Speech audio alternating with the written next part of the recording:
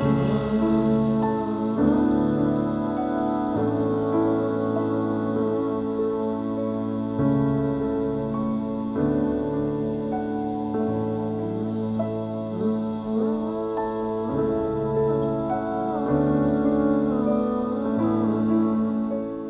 welcome to Together, the podcast where we explore the full depth and terrain of sacred relationship and conscious parenting. Over the holidays, Courtney and I had so much fun working with these cards from Skin Deep. It is this company that has created these incredible cards. Maybe you've seen some of their ads or their reels where couples are deeply sharing. Courtney got it as a gift for me for Christmas, and oh my God, we had so much fun. There was so much laughter.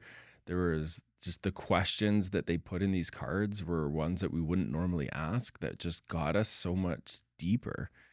And it was also really funny having one of our friends walk in while we were working with them. And they were like, ask me one of the questions. And it was an uncomfortable question, which made us laugh so much. And when we were working with the cards, we were like, oh my God, like this is something that we wished we had created. So we did our due diligence. We reached out to them and actually created a partnership with them. So if you want a really affordable tool to go deeper in your relationship and have a hard time thinking of certain questions to probe, get the cards. They're so good. If you scroll down in the show notes, there's a link there. Together15 is the promo code. You get 15% off. And I know you won't regret it. And then another thing that I just quickly wanted to touch on is our online community. So many of you, thank you for your feedback and your messages, have been really loving our episodes. And there's been these pieces that you can then take into your relationship and work with. And if you want to go the next level and actually be directly supported by Courtney and I, if you want to be in a room, an online room with more couples that are so showing up to deepen their intimacy, to fall deeper in love, our online community is the place to do that. It's only $155 a month. You can drop out whenever you want. So you can always check it out for a month. And if it doesn't land, you can drop out. Courtney, you want to share maybe some of the experiences some of the couples have already Yeah, been it's having? been really beautiful. What I've been surprised by is how right away we're getting so many messages from people saying our intimacy is deepening. There's so much more affection. We're having so much clarity come through. We're getting so many messages of what's already transforming, and part of it is the willingness to show up. Part of it is the space and the modeling and the embodiment Mike and I are offering. And then it's also being around other couples and being witnessed and practicing together. We spend time practicing. So this is a place to actually in the moment deepen, and then that gets to wave into your daily life. It's really profound. There's been, feedback on experiences that people have had in there, like, oh, I've never been able to share this. And there's been big emotional releases. There's been, this opportunity to ask a specific question on a sticky place in the dynamic and like have an answer right there. It's been so good. Yeah. Yeah. And the reason why it would be really good to join now is right now it's intimate. We're less than 10 couples in there.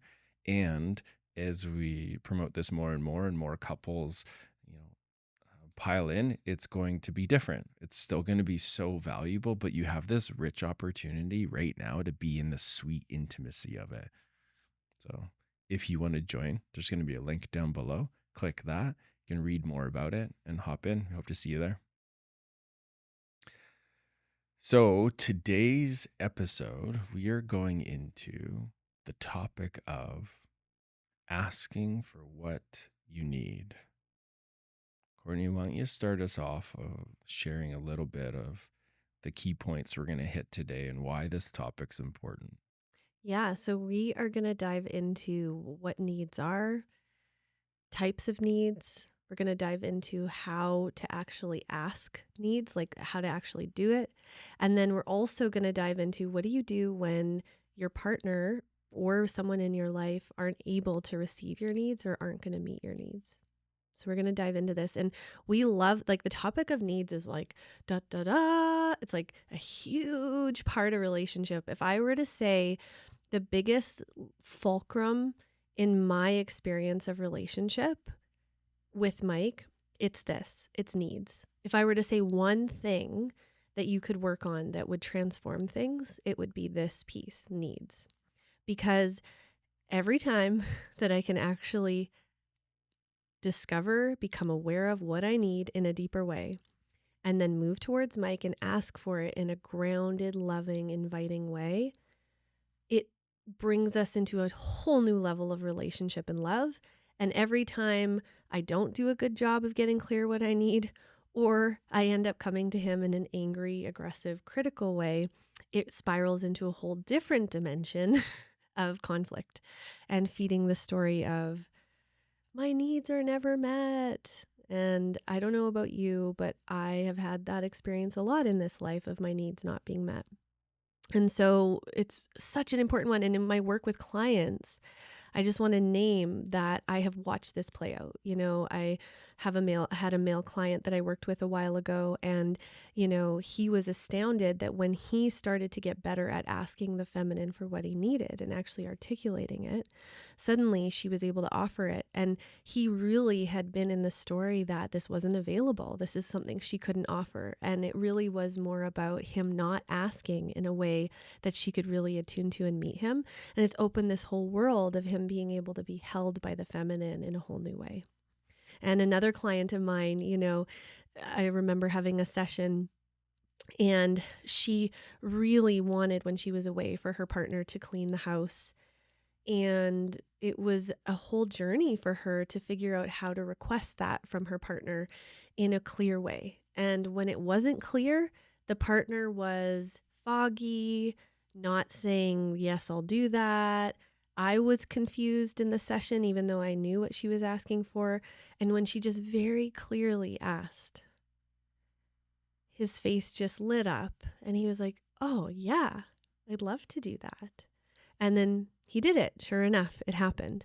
And it was such a good example of where we can have a lot of conflict going on in relationship, that when at the root of it is just the place where we have needs and we're not doing a good job of identifying it, and we're not doing a good job of communicating it. And so we just really want you to tune into this and really take some golden nuggets away with you. Mhm. Yeah. Yeah, beautiful. And it's important to name too, so many of us as collectively are walking around assuming that our needs won't get met. And this, and Courtney and I have found this with the work that we do with our clients. I've watched this both with the masculine and the feminine that I work with. Often it's not being communicated in that respectful way that you're talking about. People aren't even asking, or they're spending more time criticizing on what isn't there, which isn't really encouraging to want to meet needs. So even less needs get met and feeds this story of my needs don't get met. But what we're really going to go into in more depth is how to get really clear on what the needs are, and then how to communicate it in a way where it's actually going to happen. And the roots of this, the thing that we want you to take away, and we're going to say it several times through this episode, is it is your job to teach the people around you how to love you. It is your job to teach the people around you how to love you. And it's very likely that if you're not feeling loved, or you're not feeling like the people around you are loving you, it's because you haven't figured out how to ask for it in the right way, or you haven't gotten clear enough on what those needs are. Or you haven't identified, oh, this isn't where the need's going to be met, and recognizing your need to move towards somewhere that can meet the need. So one thing I want to talk about is just laying the landscape of where the trickiness with needs comes from, right? The root of it is developmentally, how we develop a good relationship with needs is that we're little. And when we're little, it's not our job to know what we need. It is not our job to communicate what we need. Our job is to just be. We're meant to just be in our body, in our experience. And it's our parents' job and the caregivers' jobs around us, the adults, to attune to us to get to know what our needs are. And when they do that, when they attune, that's how we learn about our needs. So, for example, if you're a baby and you cry and you don't know, you feel icky in your body and you just need to cry. And then your mama attunes to you and is like, oh, you're hungry, then you'll go, "Oh, I was hungry." And that's actually how you start to form these neural pathways of, "Oh, this feeling I have is a need. Oh, that's what the need is." And then when our mama then gives us milk or feeds us, it's this beautiful synapse, this beautiful neural network that forms of, I have a sensation that communicates with me what I'm needing. Then, there's a need identified by the world around me, and then my need is met. And then as we develop and we grow, that happens over and over and over and over and over in so many ways. And then eventually, as we start to individuate, we now have a clear sense of our inner needs. We have a map. And so ideally, then we go out in the world, we start to meet adult people as adults. And now it's our job to communicate to them what we know about our needs. Now, for many of us, and there will be a whole spectrum of this, that that mirroring, that process didn't happen clearly. Maybe we weren't attuned with properly. Our parent wasn't properly identifying what we needed, you know?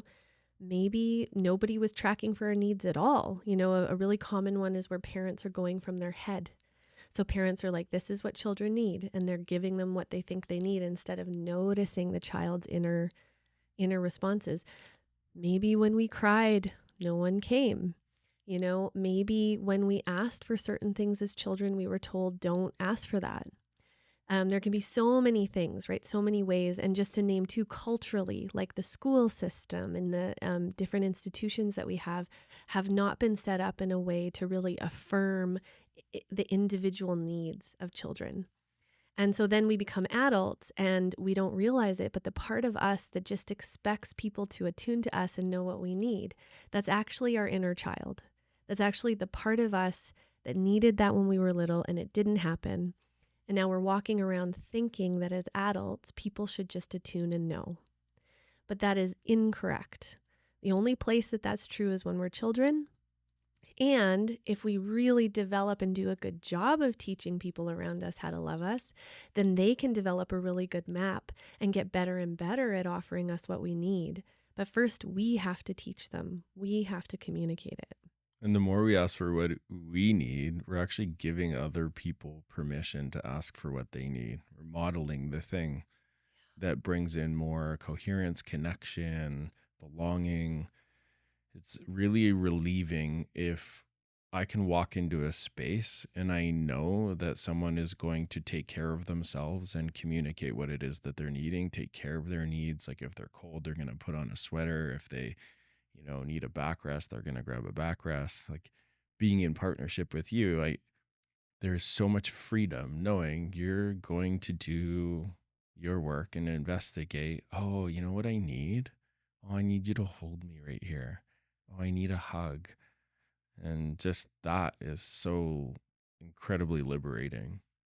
Yeah. And it's a journey, right? It's a journey to learn about this. So we want to talk about what is a need. So there's two types of needs. One need is the kind of need that helps us regulate and stabilize ourselves. So to help us feel safe, so we walk into a space and it's, like Mike said, he wanted an example is this okay if I share? His water bottle is frozen because it got left in the truck. And normally he has it and it's grounding and hydrates him. And then he was like, oh, I feel like I don't have my my need because this is something that helps ground him. It helps him feel good and met, and we all have these things that help stabilize us. In relationship, this kind of need could look like, hey, it's really frightening for me if you don't message when you're going to be late. Could you message me next time just because then it helps my nervous system settle and feel calm, you know? Or this kind of need could look like um, realizing, oh man, yeah, when if there's too much happening and I get overstimulated, then I start to dissociate. So I'm realizing I need to step out of the room and go put my feet on the earth and breathe so that I can ground. So these are the kinds of things we need to do to help ourselves be more in our body, connected to ourselves, and available for safety and connection. Yeah, regulated. Yeah, regulated. Yeah, for the stabilizing need, it's Hmm. ingredients that encourage regulation. Yeah, and in our individual world, there's how do I regulate my own experience, which could be boundaries, saying no, saying yes, there all kinds of things. But then in relationship and sacred relationship, it's about how do we get to know each other's needs that are a co-regulating thing. Like I can start to get to know Mike's needs. Oh, these are the kinds of things that help Mike's nervous system feel safe in connection. Or, Mike can get to know, oh, this is what Courtney needs when she's feeling stressed or anxious. And in that way, we can offer support and offer care to those needs to co regulate, to build in more regulation. And the family nervous system needs that. It needs us attuning to each other's needs for regulation. And then the other need is needs for thriving. So these are the kinds of needs that are above and beyond, not just this is the basics for me to feel safe. This is what's actually going to help me thrive and grow. And, you know, a really good example of this with children is there's sort of a baseline of where they'll be good. But then there's the baseline of, oh, but then if you give them lots of extra love and lots of care and lots of presence and you play together, that's going to open them into thriving. And relationship is like that, right? You can offer just enough needs to stabilize, or you can offer enough needs to let's help each other become the healthiest versions of ourselves. And so then that looks like, hey, I'm realizing that in the morning it would be helpful for me to have time to do practices because it helps me be a better mom. It helps me connect with my spirit. And then I know I can show up in the world in a good way. And I'm actually needing more time to do that and asking, not because I'm struggling, not because I can't do it without that, but because that's going to help me be better to thrive. And getting to know that and expressing that, and then inviting your partner in to support that, the thriving. Yeah, these needs are the ones that create the overflow. Mm-hmm. This is like, imagine just your cup just overflowing, and there's so much energy, enthusiasm, excitement, pleasure, satisfaction just spilling over, and then can go into how you parent, how you show up in partnership. I know for me, when those needs are met, I just feel excited to be alive. I feel so much more clarity on what my next steps are. This is why it can be so beneficial to know how to navigate this terrain of needs. Like when I look at almost every single one of my clients that I've worked with and am working with, a big part of it is me attuning to the unmet needs in the field and bringing those ingredients to them in the felt sense so that those younger parts that didn't have that experience can mature and evolve. And when we start to feel what it's like to have our needs met, whoa, this is now, oh, now I have clarity to what boundaries to create, what to ask for. Now we can do the nuanced part of how do you communicate this? And this is how we then become more aligned. And so to go off of what you shared there a little bit is, so there's this, the stabilizing needs, and then here's these thriving needs. And then to go a little further into that is there's like these three other categories where both of those apply. And there's the internal and personal needs. So this is, I'll use myself as an example. My internal personal needs look like, oh, I need to do breath work every day. I have a cold shower to like build some vagal tone in my nervous system, journaling. I need pockets when I have tender parts come up in my heart. I need to feel my feelings. I need to be able to go into it. I need to have a good cry that helps move the energy. And then I move back into the sometimes preference of the more empowered, like the big masculine energy. But I have to go into my feminine. I have to be able to journal and orient myself when things are confusing. I, the internal personal needs could look like, I need, like, on the personal side for my body, I need to be eating really healthy. I need to hydrate myself. Like Courtney talked about, my water bottle. That's one of my needs, is just hydrating the cells in my body. I need um, I need certain amounts of connection. I need therapy. Like that's personal, internal, as an example. And then external needs.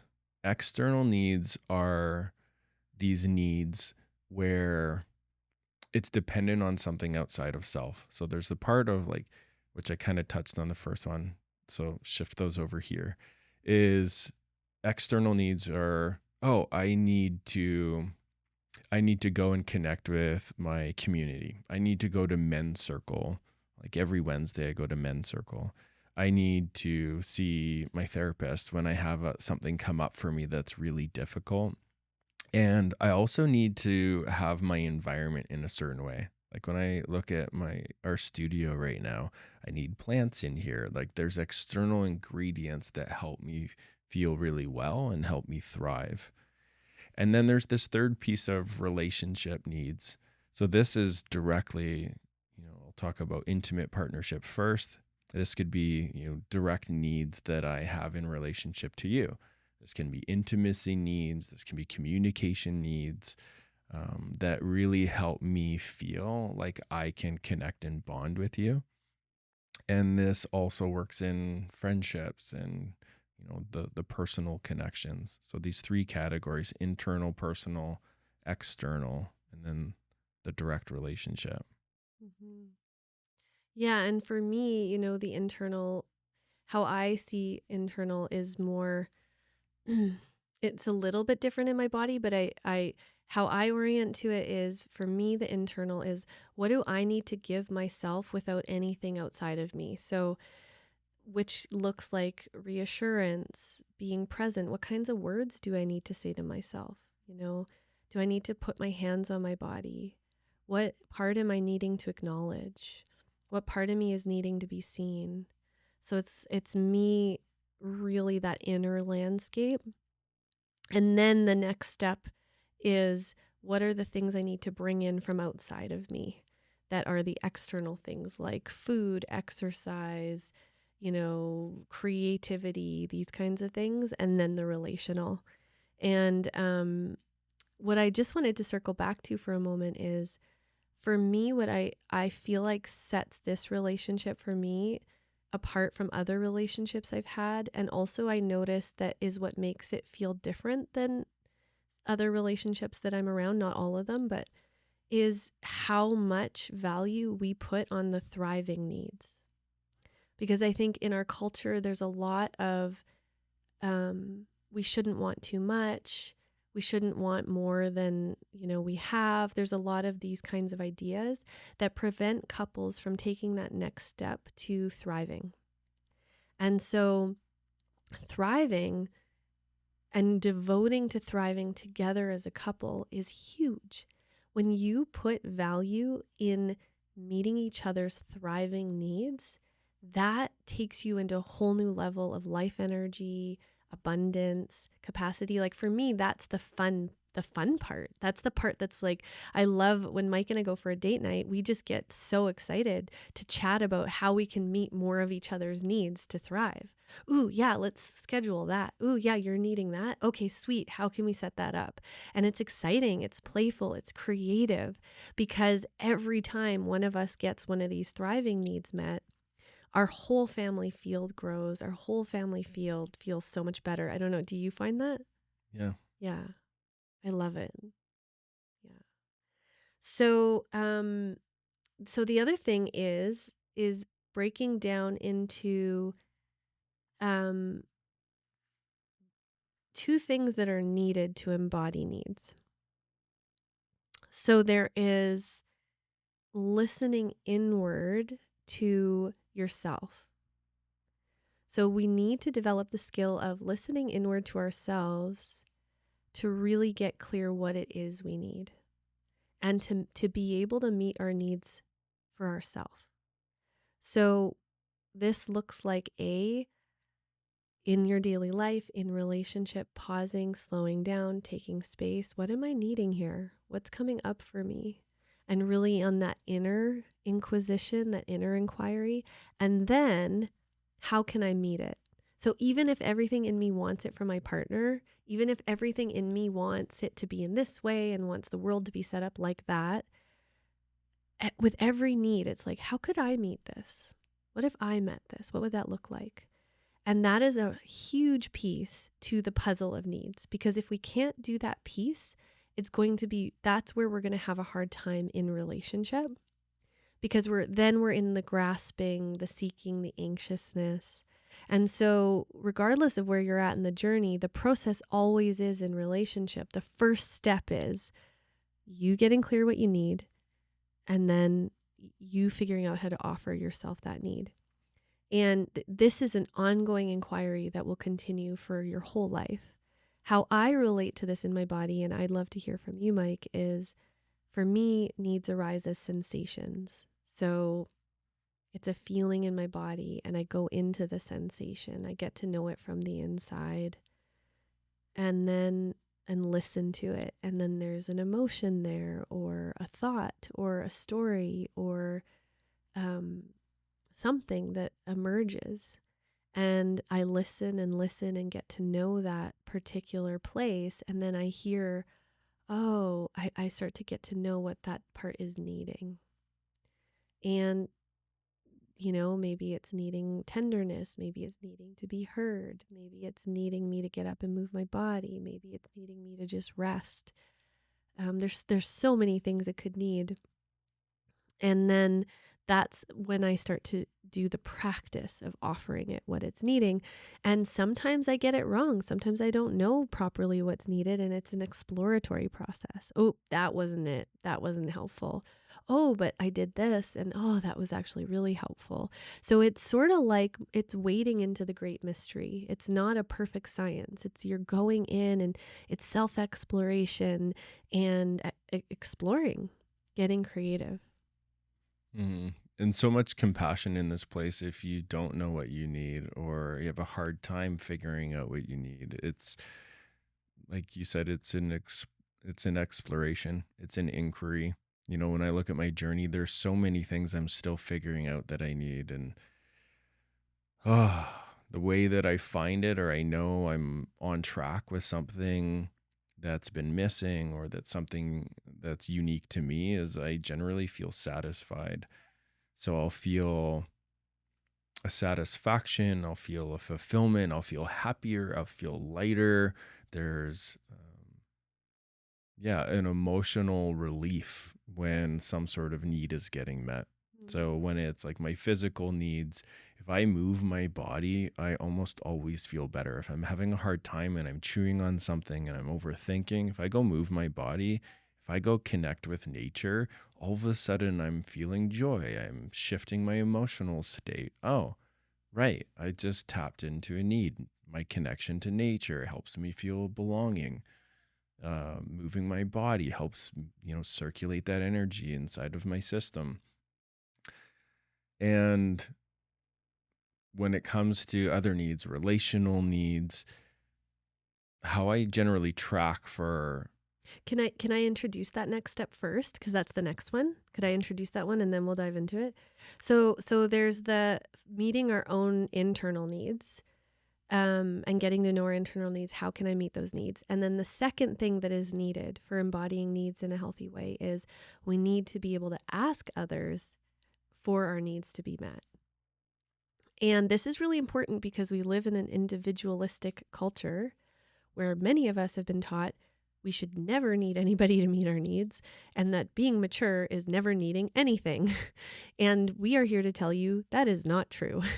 Embodying healthy, whole humanness is also our ability to ask externally from people for our needs to be met and for support. And so we want to orient you around this. Yeah, a prime example of how true this is, we look deep into nature, we understand everything so much better. And famous quote. And it's so true. Like when you look at almost any, or we look at any species, there is a dependency on each other. There's an interdependence. There is a certain level of qualities that's needed for self and from each other to really thrive and survive. It's so important. Yeah, it's so important. Yeah, and especially as social animals, right? Because some animals are more I love what you're saying there, Mike, because it's like it doesn't matter how social or not social, every species has needs from its environment and, needs the mother and father to lay the eggs or whatever. And then the more social we are, the more of a social species we are, and we have the ventral vagal formed, the more we need interdependence as a daily, everyday experience. And that's actually how we're designed and how we're set up. It doesn't mean that everybody has to be an intimate partnership, but it's understanding that we come into wholeness when we invite others in and we express our needs. And, I don't know about you, but I've had to really work on this. When I met Mike, I had gotten really good at figuring out what I needed and offering myself what I needed. Hey. And then it was such a learning curve for me I remember you and Clara, our therapist, being like, and Courtney, now Mike could offer you that. Like you've gotten so good at having yourself now. But for me, that felt scary because it's vulnerable. Like when I had figured out how to meet my own needs, I knew that I would reliably meet myself. But asking for you to meet my need felt so vulnerable and scary. And, um, it was like, and even now I catch myself. I've gotten really good at asking, but I literally every time have to work through it. So there's a place where I want to just give it to myself. Like, oh, I really, like this morning as an example, I really needed to be held because I'm feeling so tender. And then there's this part of myself inside that is like, okay, I'll hold myself. And then there's another part that's like, and I should maybe ask Mike to hold me. And then I'm like, no, I'll just offer it to myself. I'll just offer it to myself. And then I literally have to talk myself through it every time. So, Courtney, you could give it to yourself, but that's not going to grow intimacy.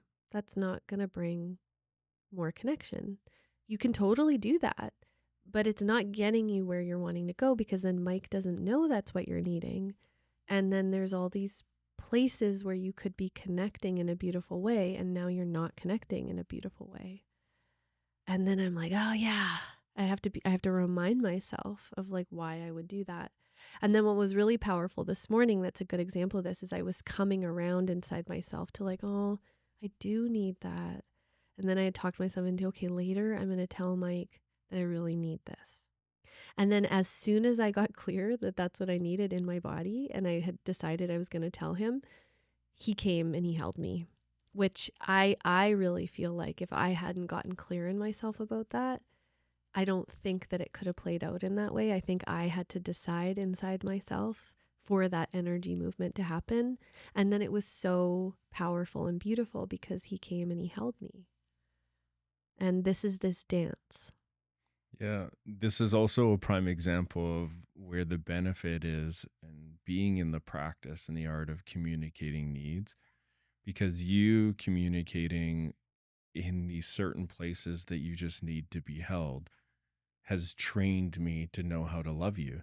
So when I was in my office and I was orienting around my day and I had, I'm like, priority wise, like, God, there's like you're feeling a lot. And I could feel that place. And then I just got this inspiration of like, God, this bond, this connection, the soul of our relationship, when it's tended and nurtured, so much comes from that. That's where the overflow is. And so finding this enlightened self-interest to look at my next task, put it down and be like, yeah, when I tune into myself, when I tune in inside, and then I reach from that place and feel into you, I'm like, I think it'd really benefit if I just went and held her. So I went and I played, a romantic song that really spoke to this message of like, I'm always going to be here. And then I just invited to hold you. And what a sweet bonding moment for us both. Cause then I get the luxury and the honor to feel your tender heart. And my imagining for you is you get the benefit of being held in that place that, Well, it's been a need. There's a certain wound that I've never been held in. And and again, partly because I wasn't as a child, but then also I've never let anyone. I've just held it. I've spent a lot of time holding that part. But what a powerful thing for Mike to be holding me, and I'm laying there and I'm crying, and I could just feel everything in me is like, I've never had anyone hold me in this place. But I had to before you came, I had to get to the place where I decided I was going to let someone. yeah. And Or like if you didn't get there, what that would have looked like is, no, I'm fine yeah, when I that's offer it. right. That's Like, right. I've got no, I'm going to hold it. Like, I've got this. yeah. Which Yeah. was how it started in the beginning. There was like that resistance of like, I'm fine. I'm what? No, I'm good. Don't, When you approached? yeah, just like in the past Oh, in the past. Yes. That's right. Oh, yes, I've done that a lot. before we had, Still do that one a lot. No, I've got myself. I'll just hold this part really well. yeah. Yeah. And that's one of my go-tos Yeah. is like my defense strategy is like, I'm good. I'm fine. Mhm. Like, I I'll don't hold need this. anything. Yeah. Yeah. And in the personal work that I've done, I've gotten really good at orienting, holding my tender parts, just having a good cry. But my growth edge is, and I've grown a lot here, but is to bring these parts to you and ask, like, hey, gosh, I'm feeling like this really tender, insecure, terrified part. Can you hold me? Oh, can you just hold space while I cry? Can you share reassuring statements like this? I really need to hear this right now. And it's so vulnerable for me. I just want to highlight that the reason so many of us don't ask for what we need is it's vulnerable. Mhm. It's when I look at my process of it and where I'm at now, why was it so hard in the beginning? I asked myself, and it's like, oh, because I would ask for it and it would be rejected. It would be shamed or criticized, or I'd have, Like when you were a child? when I was a child, Yeah. I'd receive statements like, "Oh, you're too sensitive," or you know, s- someone wanting to change or fix the experience for me instead of like, "Oh." But as I've grown and matured, it's my responsibility to really get to know what to ask for and to discern where it's available. Mhm. That's another important one is we can go into an environment and be so fucking frustrated and pissed that a need isn't getting met and we're communicating, we're saying the things, but it's not available, which we're going to touch that one a little Mhm. bit later in the episode. But I just want to name that the reason it's vulnerable is most often it's because maybe you did try, maybe you did ask, but it wasn't available. And ouch, that hurts. And so now it's practicing this art, which really this is an experience that you can have in our Together online community.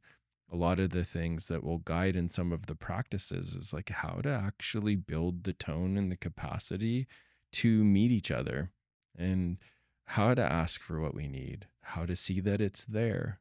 When you touch that piece with our therapist, Clara, a lot of our patterning in the beginning would be, and can you notice Courtney's there? And like, it's so much of the repatterning is right. My consciousness isn't even looking Yes. that someone else is there offering it. And that Mhm. can be a big one too, is not even noticing it while it's there. Oh, yeah, because you're so in the story. Yeah. And, can I explain a little bit about what it's like to be on the other side of like you, let's say, but of when when I can feel you have a need, but you won't share it. And I think this is true of all of us, just with like a unique flavor, is there will be these places where I can feel Mike need something, but he's kind of in himself. And I sometimes I think you don't know what you need, but then other times you do know what you need, but you don't want to ask. Like I think it's a combo.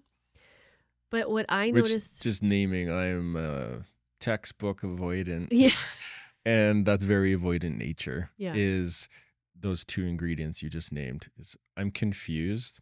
I need something, but I don't know what I need other than getting out of this discomfort. Yeah.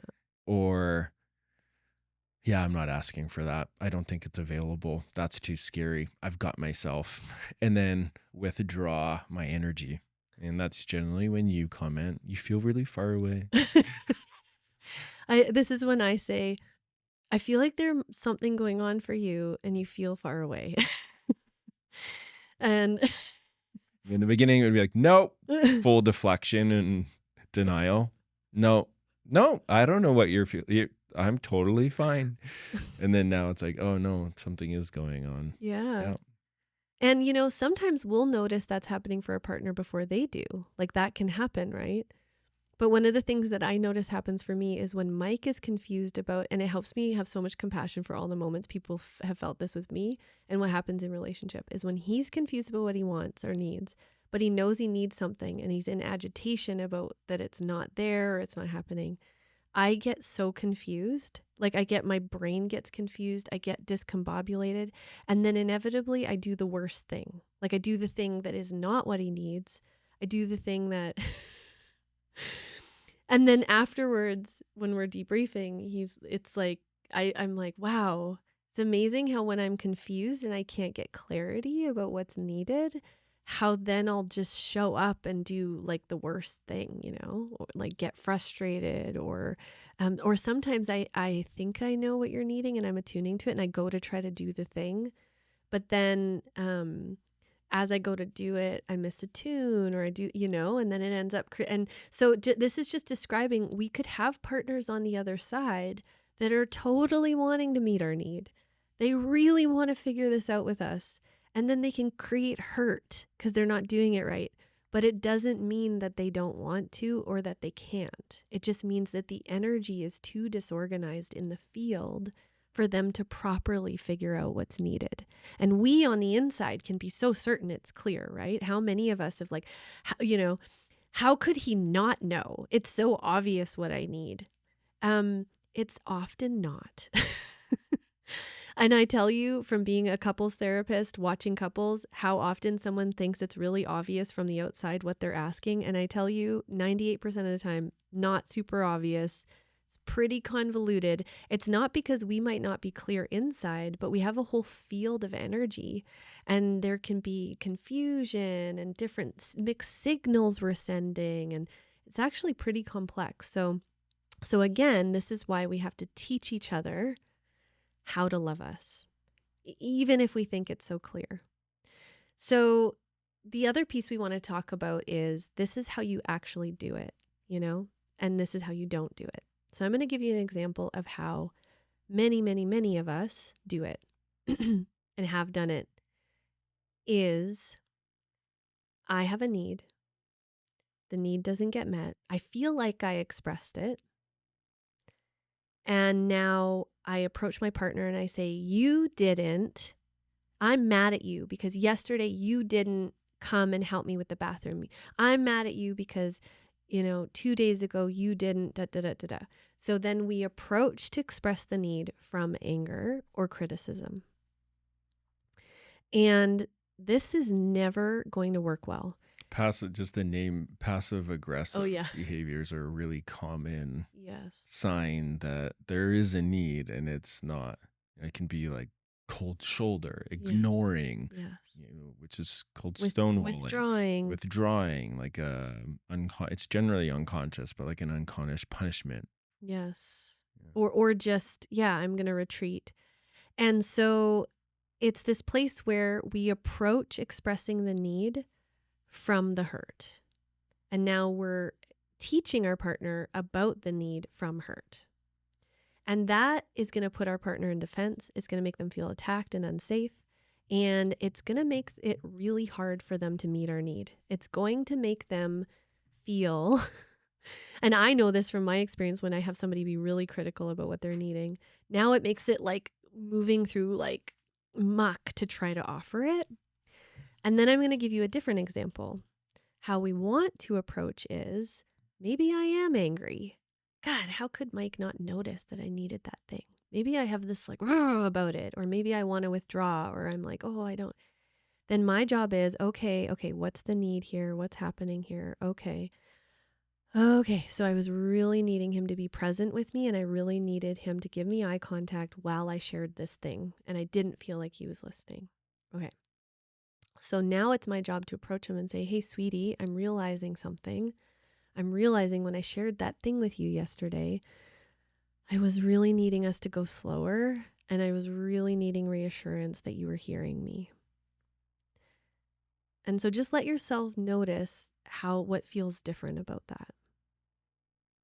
In that way, I'm not blaming him. I'm not shaming him. I'm not saying you should have known that. How could you not know that?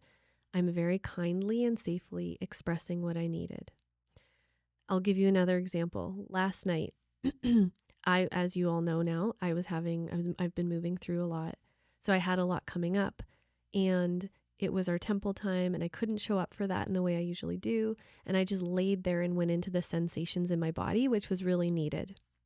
But then I had this part of me that felt hurt, like, oh, but I would have liked to have been met more. I would have liked for us to relate more. And I could feel this little part inside that was like, why didn't he relate with me more? Why didn't he like offer me this and offer me that? And so I listened and I was like, okay.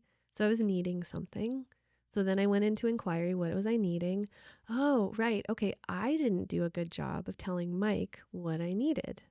So now I'm upset, but I didn't tell him, hey, this is a way you could be with me right now.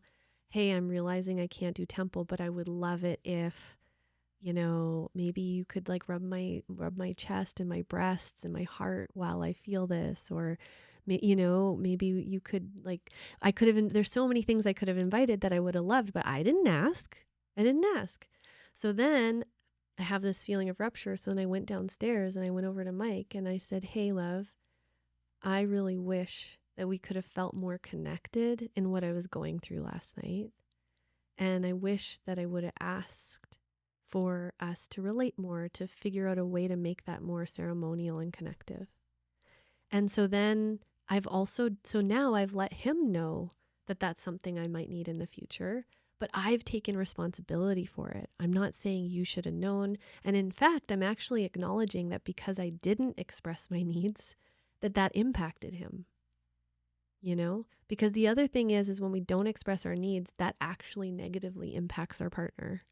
And Yeah, because the highlight there, especially like this is true on both sides, but we want to offer the gift. We like we I'd say it's easier for people to give gifts than it is to receive them. So it's like there's a person there. If you tell them clearly, they generally want to offer the thing. I know that's true for me. And there's times where I tune beautifully, like this morning. And then there's times like last night where I kind of missed the mark, where inside I'm using bandwidth to try to figure out how to meet the need with what's there. And I think that I'm doing a really good job. And this is why it's so important to communicate and name the thing. Also, on my side, can ask more probing questions to try to get there. But what can create these misses is, God, I'm really trying here. I'm offering reassurance that I think would be helpful. I'm offering over touch. Okay, I can feel it's not really landing. Okay, now I'm just in my avoidant confusion. I don't know what to do here. And I just want to name what's played out in the past is then I go into caretaking and I keep overextending from what I have available to try to figure out what it is. And that hasn't served me. So what happened a little bit last night is like, okay, I've made like a few attempts here. I'm not really feeling it land. Okay, now I'm going to go tend to myself and be like, Mike, you're not bad. You're not wrong. Like, okay. And going back to that personal internal need, I'm going to connect to my guides. I'm going to journal. I'm going to feel my feelings about that. Oh, I felt a little excluded with your process. Like, oh, which I did. I just went into it, and I expected that you would figure out how to be with me in that, and yeah. didn't talk about it at all. Yeah. Yeah. Which, then just to name my internal experience there, what it brings up in me is rejection, because it's like I'm wanting to connect, I'm trying to connect, I want there to be that space and freedom for the process to be there and whatever you need to feel. But then, oh yeah, I feel really like left out, like feels so far away. Okay, now it's, oh, now I'm starting to go into, it's, I can hold this for a certain amount of time, and then now it's going into, oh, now my stuff comes up, my shame of not being able to meet it.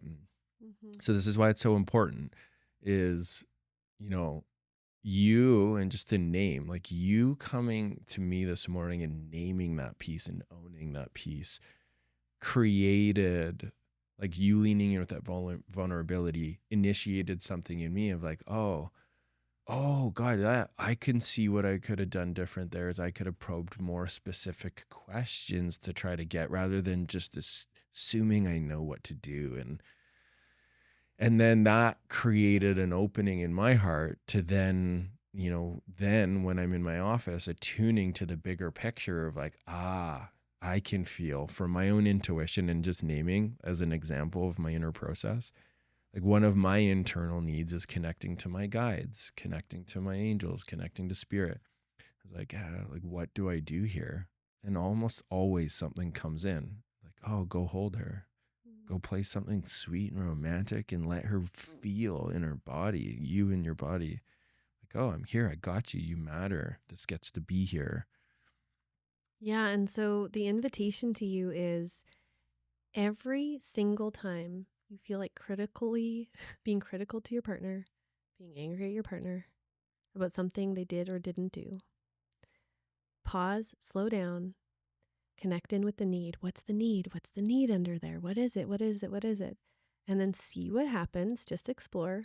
If you move towards your partner and you say, oh, hey, sweetie, you know what I'm learning about myself? Or, hey, sweetie, you know what I'm realizing I'm needing? And see what happens. Because I notice every time I do that, magic happens. And a way to simplify this is when I approach you with my needs, it's through requests and desires. So, Mhm. language here that can be practical and helpful is, I'm really, first of all, and just naming that, an opener that can be helpful here is like, hey, are you available to connect? I just want to check in on something, and getting that like buy-in first, and then just saying, hey, I'm noticing, like, there's this need I have, and I want to make a request. Or just saying, what I'm really desiring from you, or what I'm really longing for is this. Yeah. That creates such an opening versus you're not this or that. It's like, hey, this, I'm taking ownership. This is what I need. This is what I'm desiring from you in that need. And then generally from that place, it's like, oh yeah, I want to offer that. And so we'd love to chat a little bit about how this shows up in the masculine and the feminine, even though whenever we talk about the masculine and feminine, we always want to preface it with I am a full supporter of non binary, transgender. I really see gender as an expression on a spectrum. I myself have journeyed in that realm of really uncovering my own gender expression. And so we're more talking about this from a biological standpoint of what shows up in the biology, with an understanding that we're going to be generalizing, but it doesn't mean that, it means all of us will be somewhere on the spectrum. So I used to kind of be resistant to this idea of generalizing, but then I realized, but it encompasses a lot of the experience, partly because of the hormones in our body and the way that we're designed.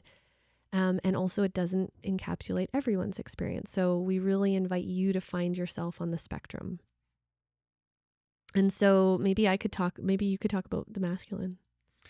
Yeah. So just to name the general theme with the men that I work with, men that I've sat in circle with, there seems to be an overarching need of being acknowledged and recognized for what we're providing. Like that's a strong that's a strong biological need that I'd say kind of goes through the whole line there.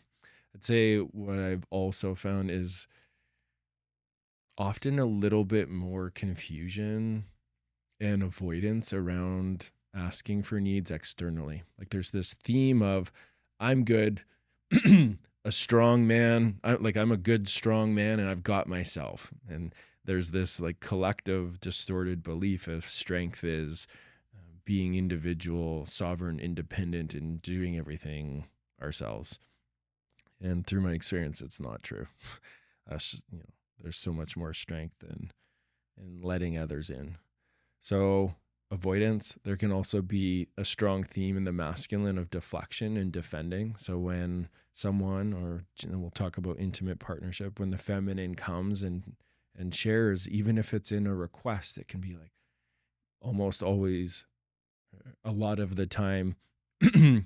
If this isn't practice, it can be defending. Well, I do that, and this is the way that I do it, and start to get a little bit reactive. Especially if the feminine, if there's some edginess in it. Like if she approaches and there's edginess, then that will really come out. Yeah. So there's so many men, there's such a deep well of internalized shame. So of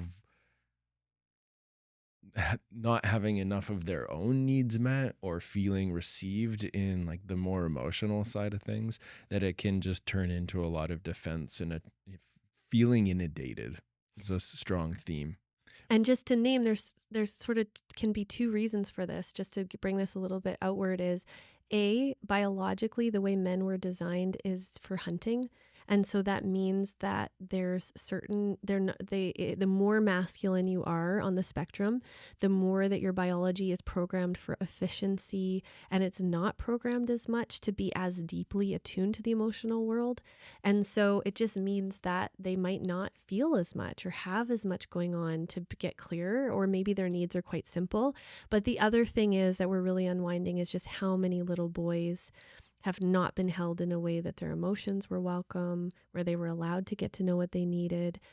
For little boys, often it's even less that they're allowed to have feelings and this kind of thing, and a culture that just hasn't supported them to get to know themselves in that way. And so there's also an unwinding of that. Yeah. And then also naming the piece where a lot of men have been shamed and criticized in the area of what they aren't offering, like Yes. in a strong message of not enough, not being met. And it's like there's an overweighted critical shaming energy. There's a collective shaming. There's a Yeah. collective shaming of the masculine right now that's huge. So much compassion for this terrain. And on the masculine side is a lot of men feel really beat up emotionally. And so this whole terrain of needs is intimidating, it's overwhelming. And so it can be tender terrain for a lot of men, just to highlight that piece. And so then I'm going to talk about with the feminine, and again on a spectrum, but I've noticed this, and you can even see it in the community, right? Where you have couples and where the women tend to have a much better idea of their needs. So there's more of a sense of this is what I'm feeling and this is what I'm needing that's not happening, tends to be where a lot of women are at. And which is beautiful because the feminine is meant to have, like, biologically we're meant to be tending the safety and the emotional needs of the village, um, biologically, like what has been wired in. And so we are meant to be attuned to that and to be aware of that. Beautiful. The shadow version of this that shows up in most women to varying degrees is that we're not really getting to know the actual deeper need underneath. So the need is, yeah, we're needing to connect more and he won't connect with me, for example. Or yeah, he never listens to me when I talk to him. And the feminine will be really convinced that that is her expressing her needs. So it's very common that women feel I am expressing my needs, but that's how they're expressing it. And this is the level to which they're understanding their needs.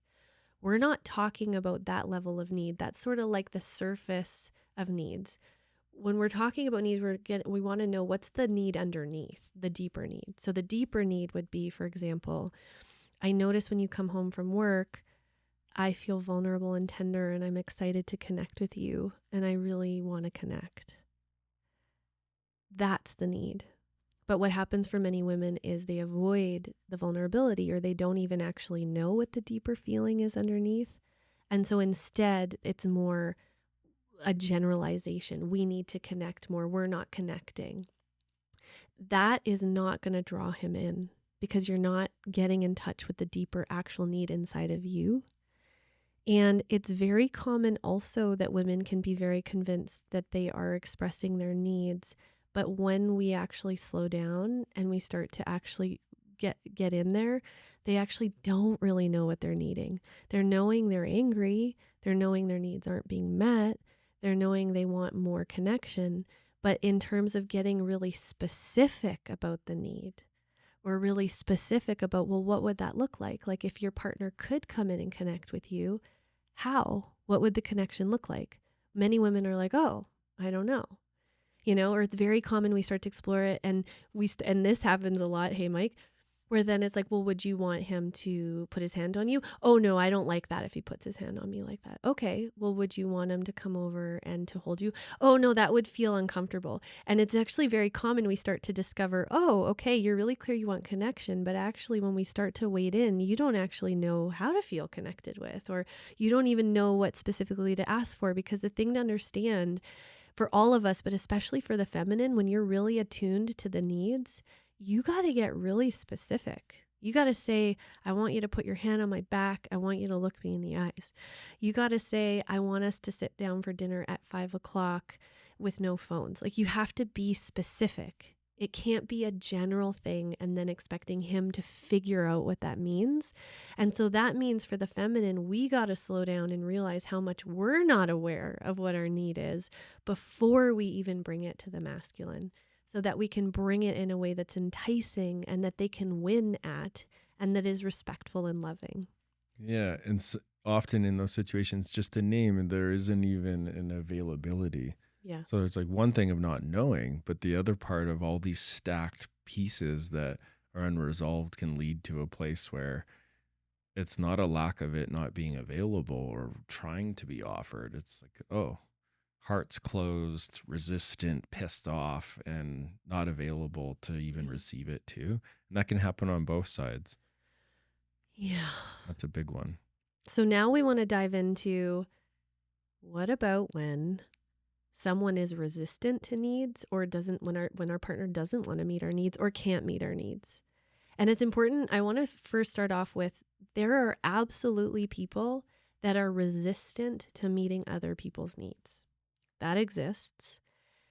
Many of us can have parts of ourselves that can be resistant. Like I can have a little girl who doesn't want to be controlled that'll be like, I don't want to be controlled, but it's like a part. But there really are people that don't know how to meet other people's needs or aren't available for it, and they resist it. So if you ask for what you need, they will automatically, because you asked, they won't give it.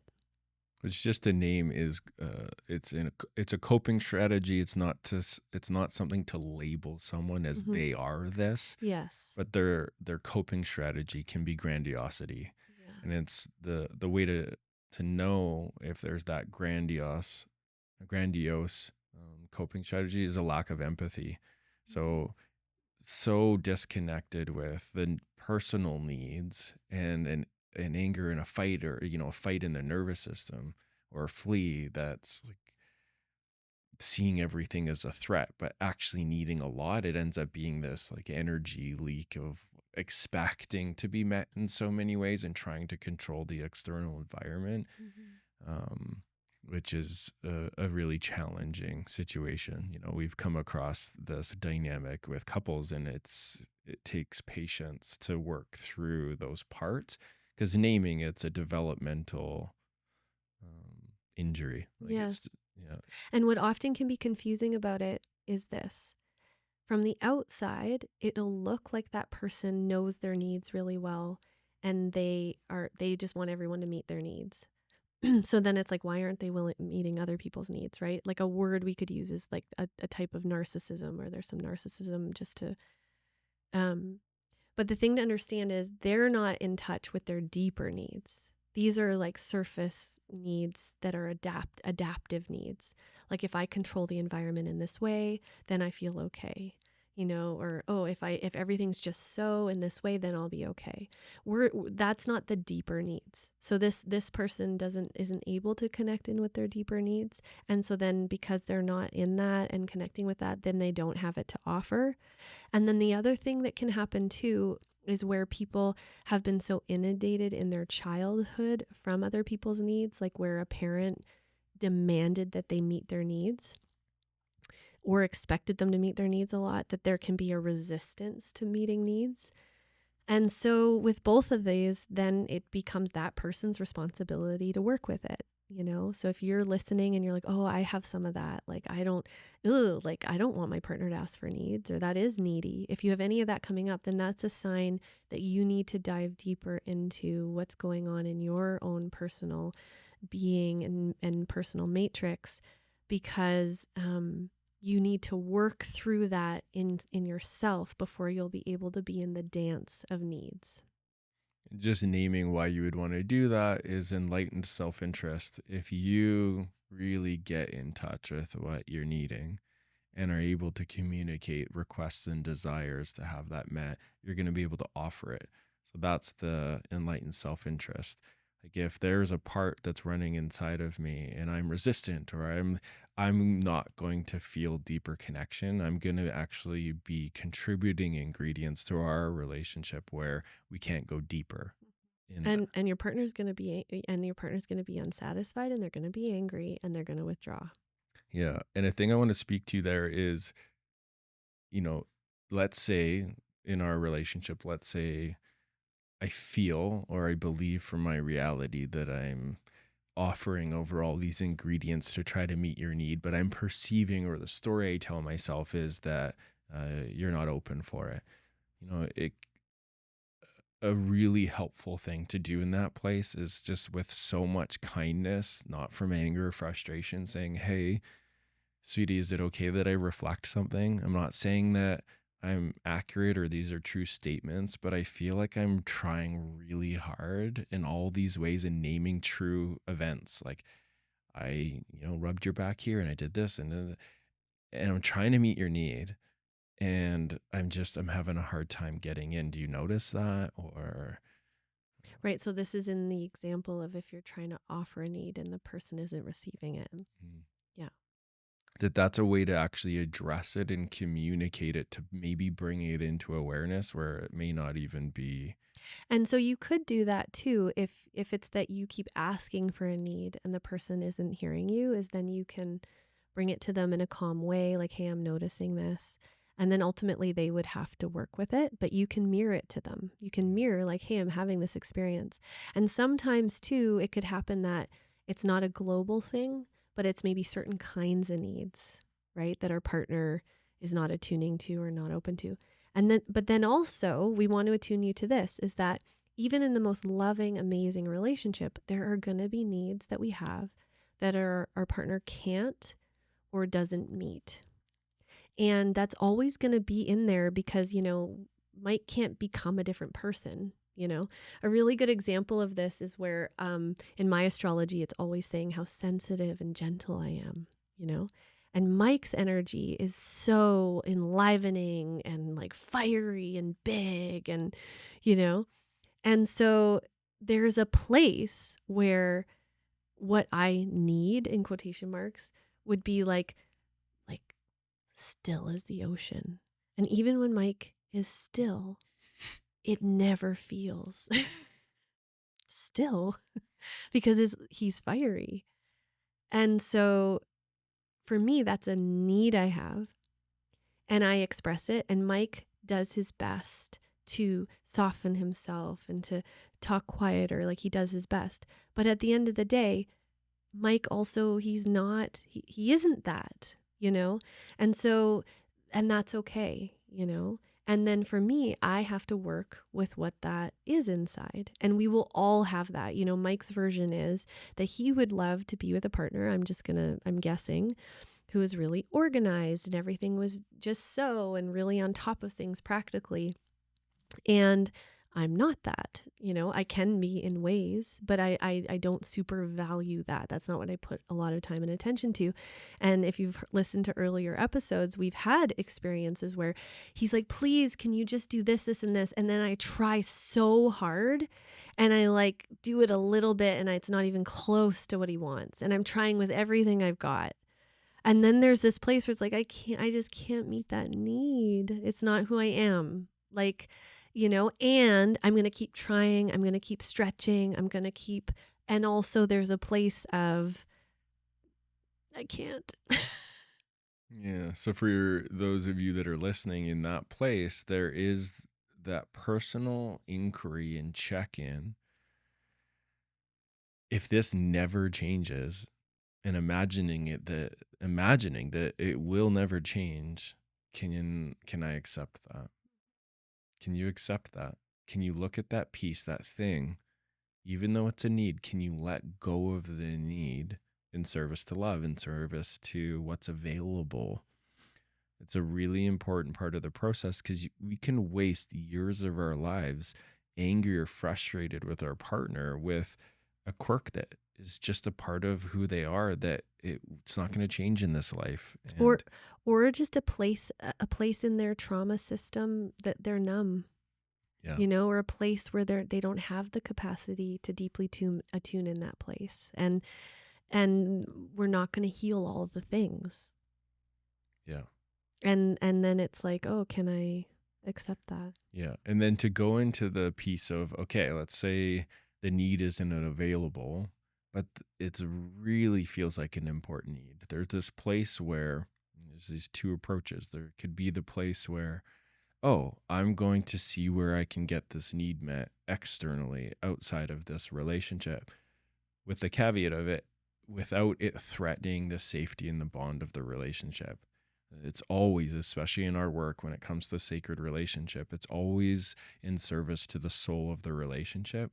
And there's going to be some places of, oh, you know what? I really do need this need met. I'm going to check in. I can see that I could get it met this way. Let's say if it's a certain type of connection. Oh, there's these certain friends that just satisfy this relational, emotional need in me. I could then approach you and like, hey, I'm really longing to go connect with, make up a name, my friend Jeff, because he just like meets me in a certain way. I love you so much, but there's just a different quality I'm needing here. Yeah, you and Kevin meet each other's needs in a very different way from Yeah. how I meet you. Yeah. There's a real life example, my buddy Kev. So then that's a place where I can satisfy that need outside of the relationship. And it actually then brings in resource to our bond and connection. I wanted to speak to this piece because this is what comes up for people. There's two things that Terry Real talks about. Is when we have a need, we can express it, we can communicate about it, we can reflect back to the person how important it is, how much they're not meeting it, like all of those things. But if we've done that sufficiently and it's not changing, they're not showing it's not showing that it's going to change, then we need to accept or choose to leave. So what happens for many people is instead they then hang out in the resentment of it and keep trying to get the need met. And then that's when it'll make the relationship more and more unwell. Because if we can accept it, and if we choose to stay, then we need to accept it if we want there to be love. That's what we have to do. That's the maturity. I also love what Terry Real says about, he says, the way we know whether to stay or to leave is, do I get my needs met so well in so many ways that it outweighs the ways that my needs aren't met? And all of us are going to have a ratio to that. There will always be needs that aren't met. So do they outweigh? And if they don't, then that's a good sign that we need to leave.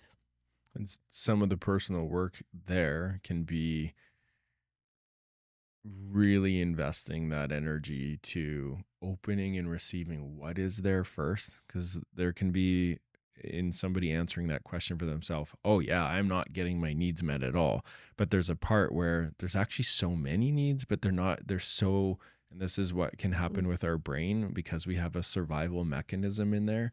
It will gather all the evidence and it'll invoke feeling that makes it really believable that none of my needs are being met here. And whenever we have language of never, none, we're an adaptive child, just to call that out. That's an adaptive child trait.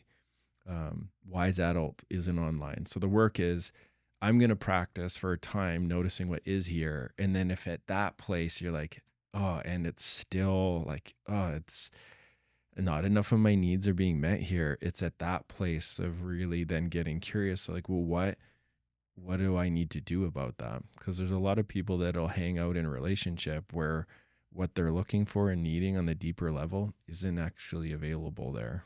And then what happens is the resentment and the anger and the pain actually eats away at the love that is there. And that's what we want to prevent. We don't want to eat away at the love that's there in a relationship because we're not willing to look at what we need to do. Yeah. But really, ultimately, what we're inviting is before making any of those decisions, are you practicing the art of teaching the people that you love how to love you? And can you practice that skill? That's what we're inviting you into. And we'd love to hear what transforms in your world as you get better and better at that skill. Yeah, and I'm going to give you a fun practical exercise to take home is get pen to paper, pull out a journal, or I was going to say laptop or computer, but I'm actually going to encourage pen to paper. There's something sacred about that. Or if you're like me, sit somewhere sacred and put your hand on your heart and journal in your heart. And I really want to invite that pen to paper to really map out so that you can see what's actually true. Like how the evidence is going to be in that data. If you write out like what are I'm going to stretch you here. What are 50 of my needs that I know about myself and write them down on paper so that you can then look and see if you only come up with 4 things, well, you just got your accountability mirror and reflection of I'm actually not even aware of what my needs are. That's my work. And then that can often bring in some awareness of, oh, this is where I can now take ownership for my experience and contribution in this place that can create a bit of mess. Nice. And when you're doing that, also see if you can be specific about the need.